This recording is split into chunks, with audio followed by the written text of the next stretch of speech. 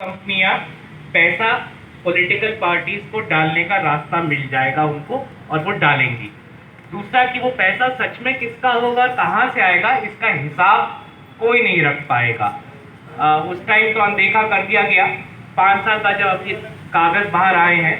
तो इस सब चीज़ों की पुष्टि हुई है। उसके मैं कुछ उदाहरण जो हम लोगों को दिखे रिपोर्टर्स कलेक्टिव में, मेरे कोलीग श्रीगिरी, जलिहाल, तपस्या वगैरह ने जो निकाले हैं कागज, और ये निकलते एक तो जो एसबीआई ने फाइनली कागज दिए जोड़ने के कि किसने किसको बॉन्ड दिया, एक तो वो हिस्सा, और दूसरा हिस्सा बनता है कि इन कंपनियों के कॉर्पोरेट रिकॉर्ड्स हैं क्या, ये लोग क्या धंधा सच में करती थी, कहाँ करती थी, क्यों करती थी और किस लिए करती थी।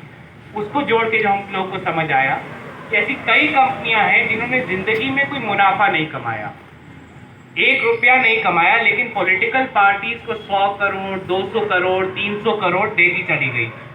अब इसका हम लोग तो यही अपने में, अगर हम माने कि आप अपने लिए कुछ ना कमा रहे हो और अपना पेट काट के किसी और को पैसा देते चले,